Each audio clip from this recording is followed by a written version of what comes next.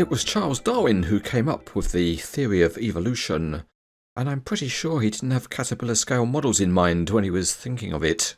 This is another in the evolution series from Diecast Masters, and it tracks the development of 40-ton rigid off-highway trucks. After removing the sleeve, we have a high-quality decorated box, and we can lift the hinged lid. The first thing we find inside are a pair of booklets, and you'll be highly delighted to know we'll take a closer look at those shortly. They rest on a plastic former, so let's lift that out. And then we see two models inside, which is the Caterpillar 769 and the Caterpillar 770. The box is very nicely decorated inside, and it has photos of various dump trucks, and there are the covers of reprinted brochures in the lid. The presentation display is nice enough, but we'll use a tandem lift of our hand cranes, and that will get the models and the base plate they're fixed to out of the box. As usual for Diecast Masters, there's a mini brochure included, and that shows the models available in the range. But what sets the Evolution series apart is the ring-bound book that comes with the models. This is a detailed bit of research from the Caterpillar archives, and it covers the development of these particular machines. It's got 84 pages and it's a high quality production, and it's a real added value to the presentation of the models.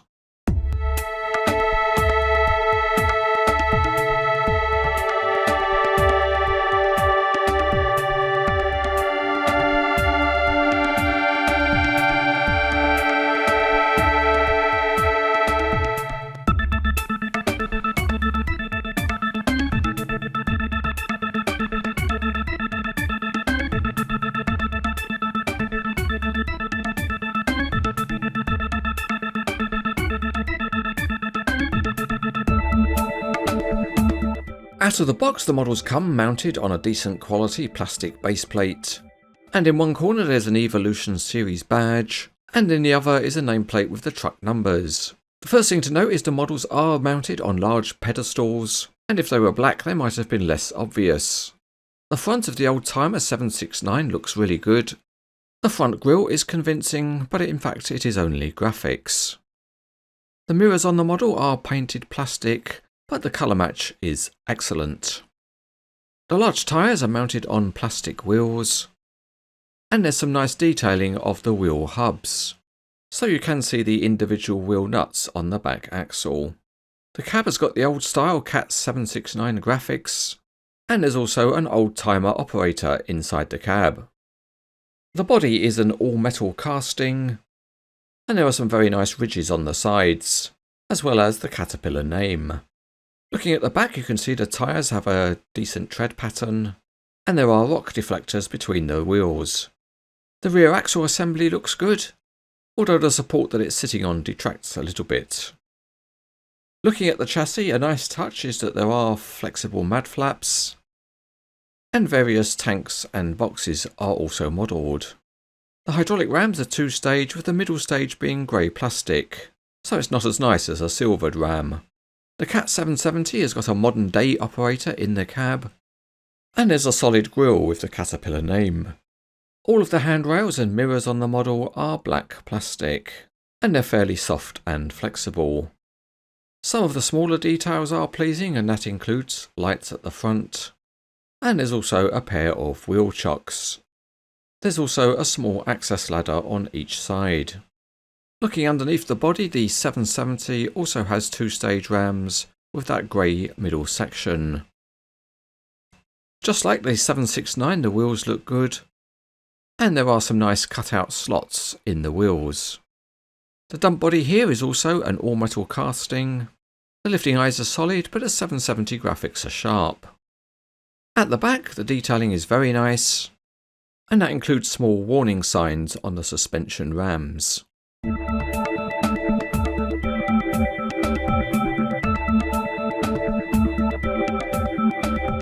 The first thing you can do if you want is to detach the models from the base, and you do that by taking a screwdriver to the screw heads that are underneath the base. But for this review, we'll leave them sitting comfortably. The big pedestals that the models sit on does mean that you can spin the wheels, and you can also get some steering at the front axle. But, as you can see, the range of movement is quite limited on the 769. The tipping of the dump bed works well though, it's got a nice stiffness and will hold any pose on the way up or the way down, and a reasonable angle can be obtained. Moving to the 770, and again the wheels can be spun, and the steering performance is really a repeat of the 769, it's fairly limited. The dump bed raises easily to a decent angle, but the rams were not as stiff, particularly on the way down, where at the lower end they were quite loose. One other possibility, if you've got a hand excavator with a cup bucket, is to fill the trucks with some rocks, and that gives you a different display pose.